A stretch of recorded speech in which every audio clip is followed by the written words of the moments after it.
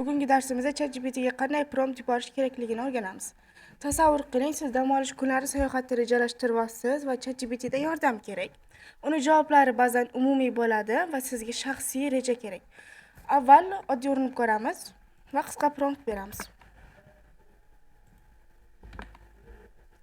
Barselonaga bormoqchimiz va bizga sayohatni rejalash kerak.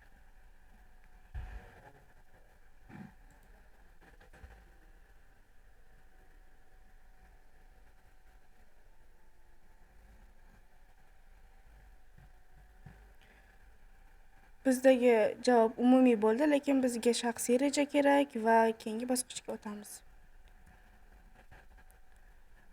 Endi bunda formula bor, ya'ni rol beramiz. Bunga ChatGPTga boshqa prompt yozamiz.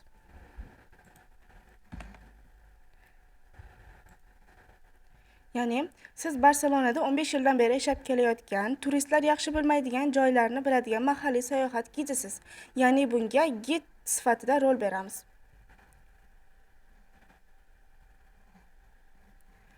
Biz batafsil javob oldik va yana bitta kontekst qo'shishimiz mumkin. Bu formulamizning ikkinchi qismi.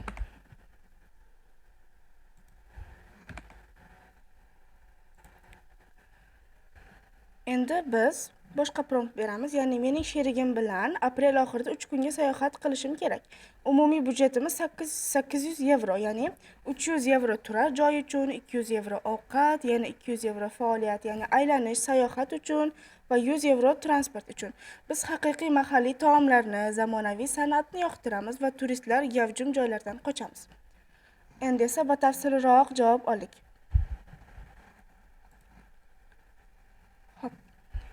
Endi formulaning 3-qismiga o'tamiz, ya'ni unga ko'rsatmalar beramiz va boshqa prompt yuboramiz. Har bir kun uchun ertalab, tushdan keyin va kechqurun faoliyatlar bilan kunma-kun reja tuz. Restoranga qaysilariga borish kerak, narxlari bilan.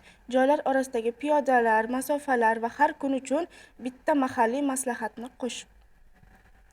Endi yanada batafsilroq javob oldik.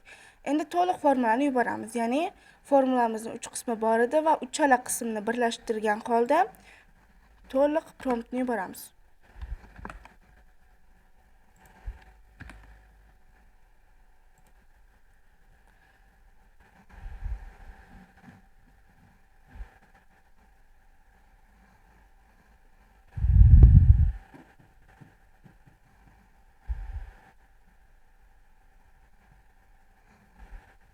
Mana ko'rib turganingizdek, birinchi kun uchun alohida kun tartib, ertalab, tushdan keyin va kechqurun alohida, ikkinchi kun uchun alohida.